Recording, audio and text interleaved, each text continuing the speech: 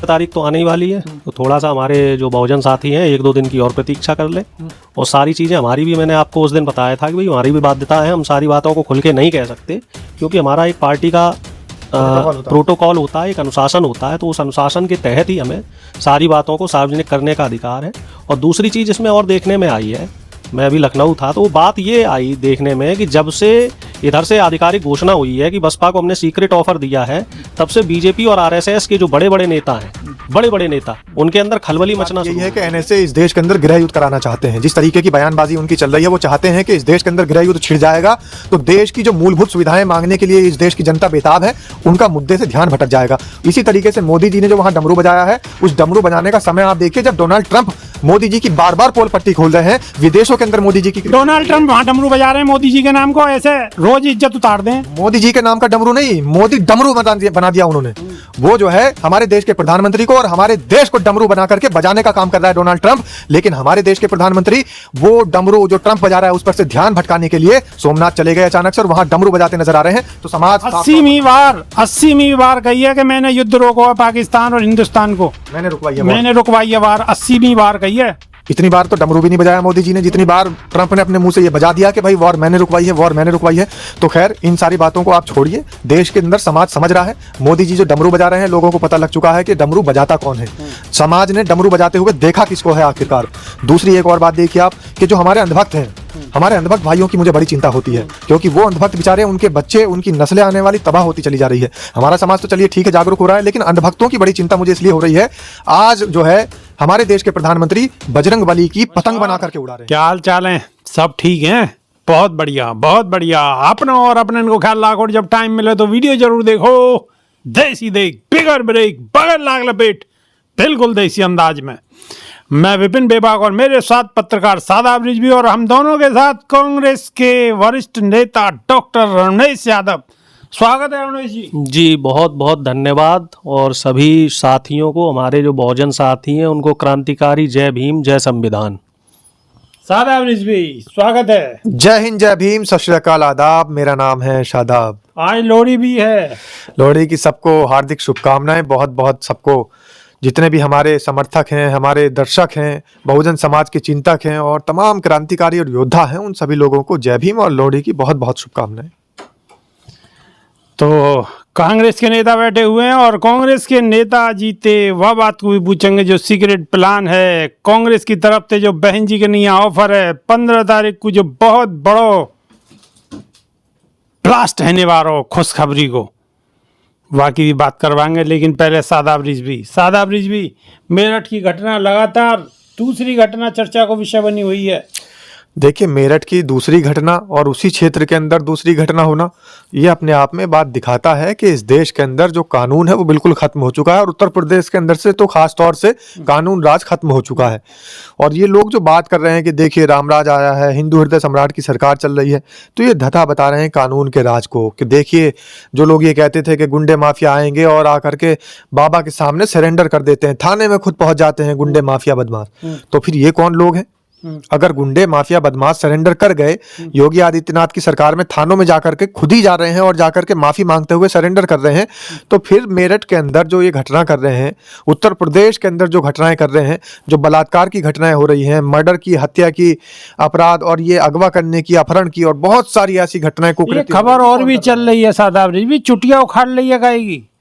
हाँ देखिए, वो भी एक बहुजन समाज के ही हमारे भाई की सिर्फ इसलिए चुटिया उखाड़ ली, एक मनुवादी किस्म के आदमी ने। अब मैं ब्राह्मण कहूंगा तो फिर लोग बात कहेंगे ब्राह्मणों पर क्यों एकदम से राशन पानी लेकर, आप कहो जो भी कहनो क्यों। अब उनका सरनाम पांडे है, तो पांडे जी ने सिर्फ उस बच्चे की, उस लड़के की, उस नौजवान की चुटिया उखाड़ ली, और तमाम समय से उसने अपनी वो चुटिया रख रखी थी। अब वो चुटिया सिर्फ इसलिए उखाड़ ली गई कि चुटिया रखने का अधिकार सिर्फ ब्राह्मणों को है, तुम्हें नहीं है, और उसकी चुटिया उखाड़ करके उन्होंने ये चुटिया का बाल ही कहो, बाल रखा रखे, एक जगह ज्यादा रखा रखे, नई नई फैशन में भी रखा ले आजकल बालक, कभी कोई आगे ते रखा ले, कोई मोछ बड़ी कर ले। अब बताओ, मनुवादी यहाँ तक पहुंच गए हैं कि अब चुटिया भी ना रखन दे रहे, कोई अपने बाल अगर बड़े रखे तो उन्हें भी उखाड़ रहे हैं। बताओ, पहली घटना आपने देखी होगी, वो भी यादव समाज से, बहुजन समाज से एक पंडित थे, या पंडित कह लीजिए उनको, या कथावाचक कह लीजिए। हालांकि पंडित की परिभाषा का मतलब ये नहीं होता कि कोई कास्ट होती है, तो वो भी कथावाचक थे और ये भी कथावाचने का ही काम करते थे। तो इन दोनों समय में और एक ही समय में दोनों घटनाओं में एक ही व्यक्ति के, एक ही समाज के व्यक्ति को टारगेट करना, ये कहीं ना कहीं ये बात बता रही है कि सरकार दो रायपन से काम कर रही कर रहे हैं। कथा मत बाँचो ना भाई, कथा क्यों बाँच रहे हो? संविधान बाँचो, कथा मत बाँचो। गलती तो यही है, हमारे समाज की गलती यही है कि इनकी जो क्रियाकलाप है उसमें हस्तक्षेप करना सबसे बड़ी दुविधा का कारण बन रही है। इनके जो अपने काम है वो इनको साजे।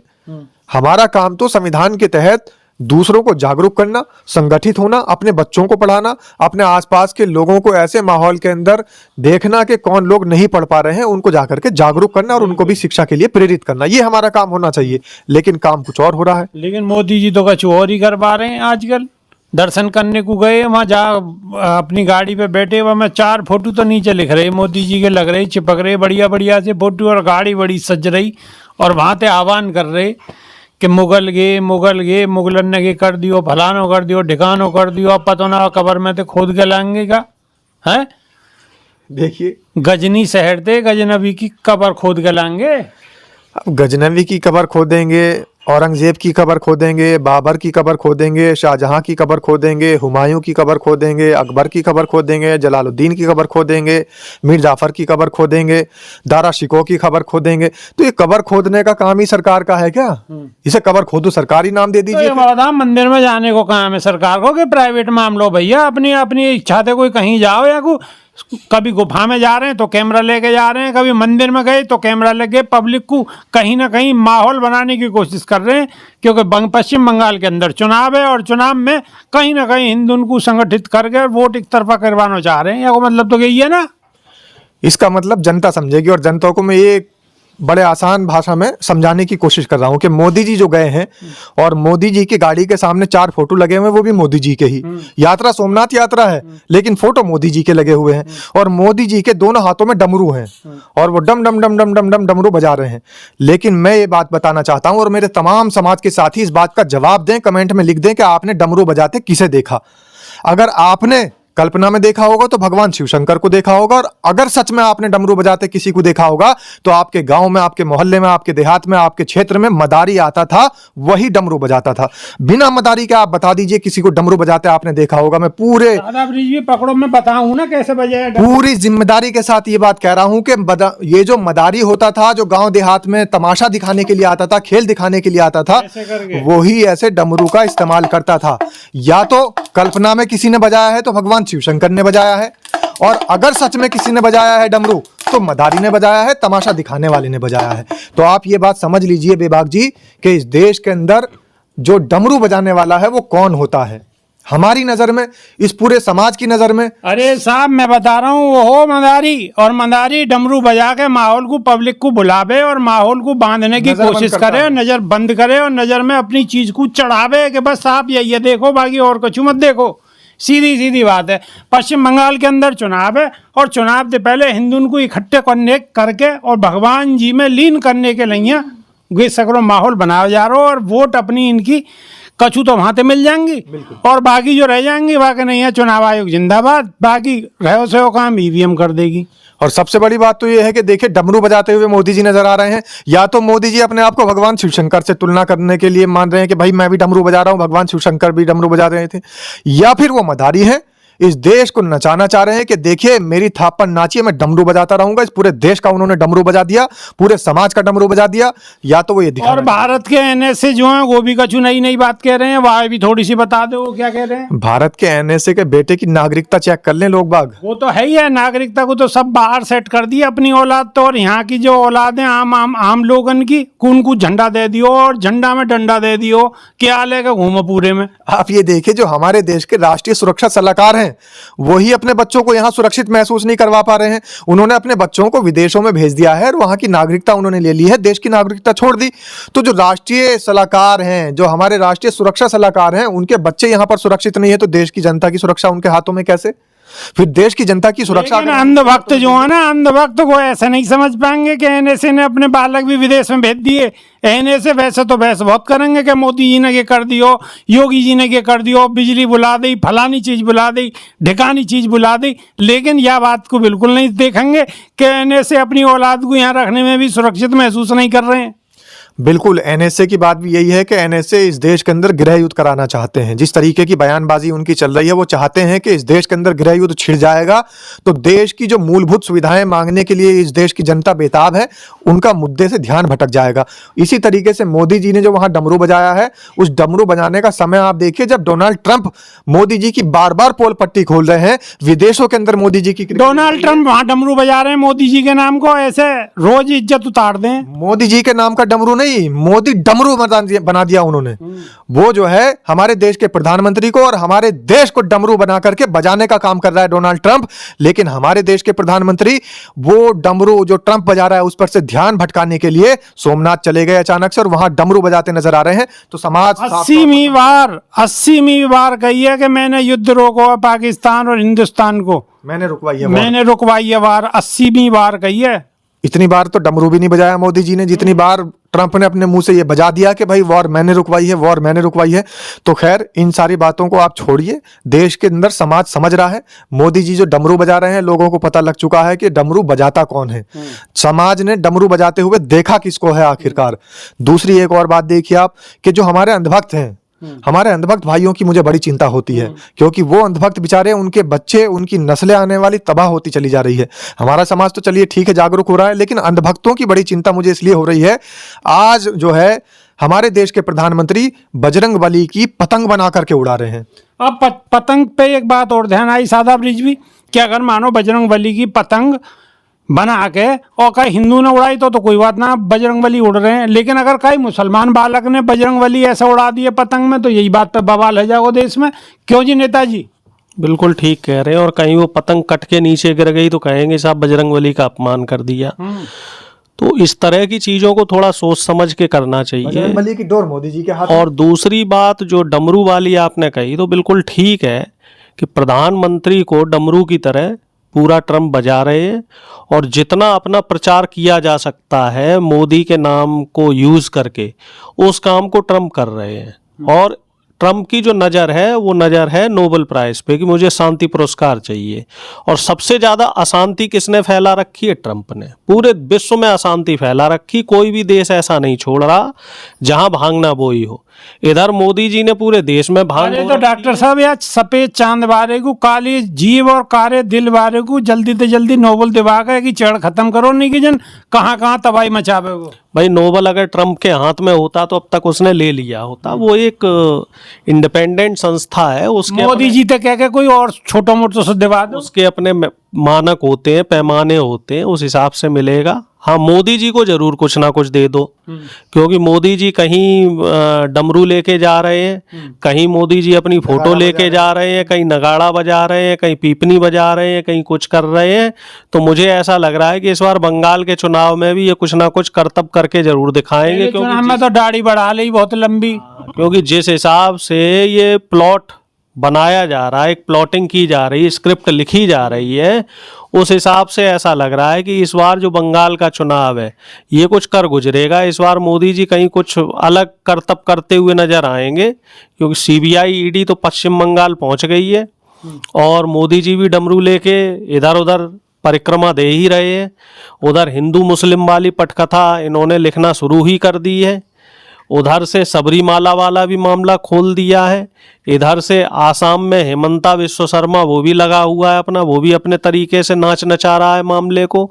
और यहाँ आप उत्तराखंड में देखो, यहाँ भी उत्तराखंड में भी मामला गरमाया हुआ है। तो चारों तरफ से एक माहौल को क्रिएट करने की कोशिश की जा रही है। एक और मामला है इसमें जो बिल्कुल अहम है, इन सारे मामलों में लोगों को फंसा करके लेकिन SC/ST समाज के खिलाफ एक मुहिम छेड़ दी गई है। क्रीमी लेयर से SC/ST को बाहर कर दिया है। देखिए OBC की तो क्रीमी लेयर करके उनको तो कमजोर किया ही था। और दूसरी बात आप देखो इसमें कि जो EWS आरक्षण है उसमें क्रीमी लेयर है 12 लाख रुपए की, और ओबीसी की जो क्रीमी लेयर है वो 8 लाख रुपए की है और उसको 2017 से अभी तक रिवाइज भी नहीं किया गया, जबकि हर 5 साल में, यानी कि एक जो पंचवर्षीय योजना होती है उसके बाद क्रीमी लेयर को रिवाइज करने का एक प्रावधान है। अब वो क्रीमी लेयर पिछले 9 साल से रिवाइज नहीं हुई है, जबकि वो 2022 में रिवाइज होनी थी। और अब SC ST में भी क्रीमी लेयर लेके आएंगे तो इसका मतलब कि जो दलितों का, आदिवासियों का जो आरक्षण है उसको कमजोर करने की साजिश रची जा रही है। वहीं अभी सुप्रीम कोर्ट में भी एक मामला ये देखने में आया है कि जो EWS 10% आरक्षण है, वो ये कहा गया था कि जो अनारक्षित सीटें हैं उसका 10% EWS होना चाहिए, जबकि ये लोग क्या कर रहे हैं कि इन टोटल जो 100 है 100 का 10% दे रहे हैं, जबकि कोर्ट ने कहा था कि जो 50% है उसका 10% देना चाहिए। तो यहाँ भी एक बहुत बड़ा घोटाला देखने में को मिला है। और एक चीज और देखने को आ रही है, वो ये आ रही है कि जो EWS की कट ऑफ है वो SC ST से भी नीचे जा रही है, और जो OBC की कट ऑफ है वो अनारक्षित या जनरल से भी ऊपर आ रही है। तो ये भी एक साजिश है आरक्षण को कमजोर करने की, जिस बात को हमारा दलित, पिछड़ा और आदिवासी इसको समझ नहीं पा रहा है कि आखिर एक तो आरक्षण कमजोर हो रहा है, ऊपर से आरक्षण में इस तरह का घालमेल हो रहा है, और इस तरह के जो घालमेल की जो खबरें हैं डेली प्रकाशित हो रही हैं। लेकिन दुर्भाग्य की बात यह है कि इस पूरी साजिश में सरकार शामिल है और सरकार की नज़रों के सामने ही ये सब काम हो रहे हैं। सरकार की नज़र के सामने ये काम है रहे हैं। देखिए, कहीं भी किसी भी तरीके से लोग बाग जैसे क्रीमी लेयर को नहीं समझ पा रहे हैं, और समाज के लोगों को समझना पड़ेगा कि क्रीमी लेयर का खेल आखिर है क्या, EWS का खेल आखिर है क्या। EWS के तहत जैसे प्रोफेसर साहब भी बता रहे हैं, तो जो हमारा समाज है, जो दलित समाज है, और साथ ही साथ दलित समाज के साथ साथ आदिवासी समाज है, उन दोनों को EWS में से भी जो अनारक्षित वर्ग है उनको इससे निचली लेवल पर रखा गया है लिस्ट में, सूची में। तो फायदा कौन लेगा? फायदा लेंगे जो बड़ी जाति के लोग हैं, सवर्ण जाति के लोग होंगे। नाम किसका होगा? नाम होगा SC ST का। इसी तरीके से क्रीमी लेयर के मामले में भी SC ST के लिए ही ये सारा का सारा ढांचा बन के बुनियाद भर के उनको नुकसान पहुंचाने का काम हो रहा है। और हमारा समाज बस मस्त है तो रील देखने में मस्त है, और अगर मस्त है तो ऐसे मस्त है जैसे अभी तुमने कुछ दिन पहले देखा होगा कि चंद्रशेखर रावण हाईवे पर भाग रहे थे और एक कैमरा वाला व्यक्ति अपने पीछे पीछे लेकर के भाग रहे थे और उसकी रील बना करके वाहवाही लूट रहे थे कि देखिए दलित समाज के लिए कितनी आवाज उठाते हैं। तो ऐसे ऐसे क्रांतिकारी रील योद्धा हमें नहीं चाहिए। ऐसे ऐसे क्रांतिकारी रील योद्धा नहीं चाहिए, नहीं चाहिए, नहीं चाहिए। आप वही सवाल जागो आप इंतजार कर रहे हो। प्रोफेसर साहब से पूछेंगे बहन जी को जन्मदिन आने वालों और वो गुप्त रणनीति कांग्रेस की, कांग्रेस जो घोषणा करने वाली है बाकी चर्चा करेंगे। है सके कछु बता में थोड़े बहुत कांग्रेस के नेता हैं, कछु बता में बाद तो बहुत बढ़िया बढ़िया बात बताई, हालांकि बढ़िया तो अब भी बताएंगे, लेकिन अब कितनी बता में ये देखने वाली बात होगी। तो यादव जी याद कर रहे हैं प्रोफेसर साहब सब लोग? भाई देखो, ऐसा है 15 तारीख तो आने ही वाली है, तो थोड़ा सा हमारे जो बहुजन साथी हैं 1-2 दिन की और प्रतीक्षा कर लें।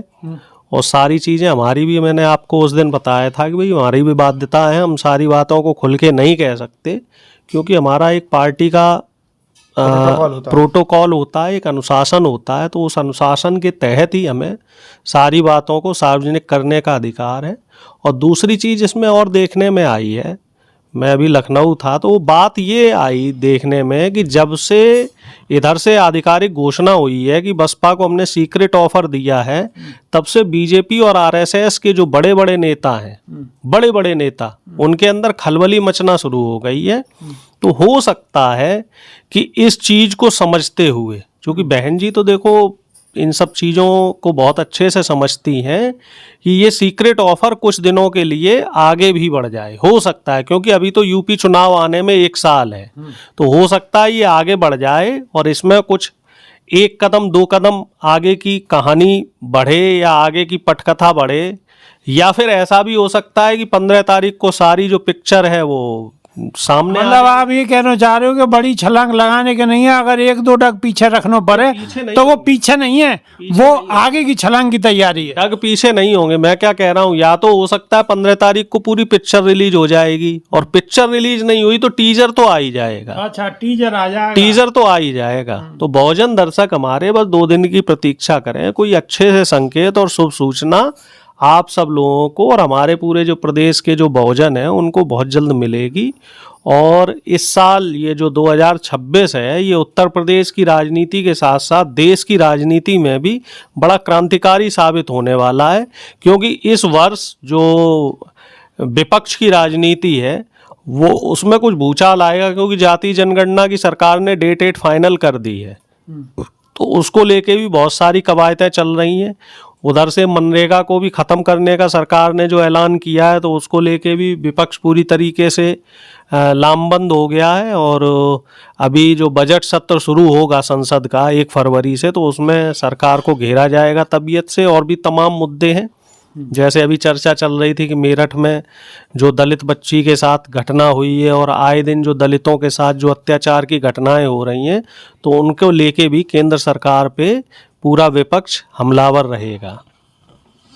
और रही बात, देखिए बहुत सारे लोगों की जो ये बात कह रहे हैं कि कहीं ना कहीं मेरठ की घटना को लेकर के बसपा सुप्रीमो बहन मायावती सक्रिय नजर नहीं आई, चंद्रशेखर आजाद वहां पर पहुंच गए। तो अपने तमाम बहुजन समाज के साथियों से मैं ये बात कहना चाहता हूं कि देखिए, जो लोग रील में नजर आते हैं वो रियल में नजर नहीं आते, और जो रियल में काम करते हैं वो कभी रील में नहीं नजर आते। इस बात को हमेशा आप सोच लीजिएगा। काम करने वाला व्यक्ति कभी दिखावा नहीं करता है, वो अपना काम कर जाता है। बहुजन समाज के लिए अगर कोई चिंतनीय है, बहुजन समाज का अगर कोई हितैषी है, तो वो हित में काम करने के बाद जताता नहीं है, वो ढिंडोरा नहीं पीटता फिरता है। बहुजन समाज के लिए, बहुजन समाज की बेटी के लिए और उस बुजुर्ग माँ के लिए जिसको मौत के घाट मनुवादियों ने उतार दिया, उनके लिए बहुजन हितैषी, बहुजन नेता काम कर रहे हैं, ढिंडोरा नहीं पीट रहे हैं। और ढिंडोरा पीटने वाले क्या कर रहे हैं? कभी रील बना करके डाल रहे हैं, कभी भागते नजर आ रहे हैं, कभी पुलिस से लड़ते नजर आ रहे हैं, कभी फिर उसके बाद वापसी करते हुए बाइक पे बैठे नजर आ रहे हैं, उसके बाद गांव में जाने नहीं दिया जा रहा है, इस तरीके की बातें करते नजर आ रहे हैं। भाई सारे नेता तो चले गए, तमाम पार्टियों के नेता तो वहीं जाकर के बात करके आ रहे हैं, और तमाम नेताओं के साथ साथ वहां पर आम पब्लिक तक की जा रही है, और जो बड़े नेता हैं, अधिकारी हैं, सब जा रहे हैं, लेकिन एक नेता उनको रास्ता नहीं दिया जा रहा है। उनको रास्ता आखिर क्यों नहीं दिया जा रहा है? और सबसे बड़ी बात यह है कि ना तो उनकी गिरफ्तारी हुई, ना पुलिस ने उनको कुछ कहा, ना उनके ऊपर कोई केस लगा, और पुलिस को बस खुलेआम धमकी दे रहे हैं कि सड़कें बंद कर दूंगा, सड़कें बंद कर दूंगा, कहीं ना कहीं माहौल बनाने की कोशिश, माहौल बनाने की कोशिश, लोगन की सहानुभूति लेने की कोशिश कि हाँ हम तो पूरी जी जान से लगे हुए हैं, बसपा सुप्रीमो नहीं लगी हुई है। यही बात को कहना चाह रहे हो शादाब रिजवी भी? बिल्कुल। चलो मैंने कह दी और लोग समझ गए। अब दो इजाजत, क्योंकि वीडियो लंबी हैगी, नई वीडियो में फिर रूबरू होंगे। जब तक के नहीं देसी देख बिगर ब्रेक बगैर लाग लपेट, बिल्कुल देसी अंदाज में। बहुत बहुत धन्यवाद। बहुत बहुत धन्यवाद बेबाक जी। और समाज के तमाम साथियों से एक संदेश और देना चाहता हूं। सोशल मीडिया पे एक पोस्ट बहुत वायरल हो रही है जिसमें ये लिखा जा रहा है कि आजाद समाज पार्टी जीते या ना जीते, बसपा को जरूर खत्म कर देंगे। तो ऐसी सोच अपने अंदर मत रखिएगा। बहुजन समाज को एकजुट होना है, मान्यवर साहब काशीराम के सपने को साकार करना है, बाबा साहब भीमराव अंबेडकर के सपने को साकार करना है। तो आपस में लड़ना बंद करिए, इस तरीके की पोस्ट का बहिष्कार करिए, और ऐसी पोस्ट करने वाले को करारा जवाब दीजिए। इस वीडियो को दूसरों के मोबाइल तक पहुंचा के इस वीडियो को चारों तरफ फैला दीजिएगा, ताकि जिस तरीके की बातें बहुजन समाज के लिए कही जा रही है उन पर विराम लग सके। जय भीम, जय संविधान, नमो बुद्धाय। जी, सभी दर्शकों को मैं फिर से एक बार क्रांतिकारी जय भीम बोलना चाहूँगा। जय भीम, जय संविधान।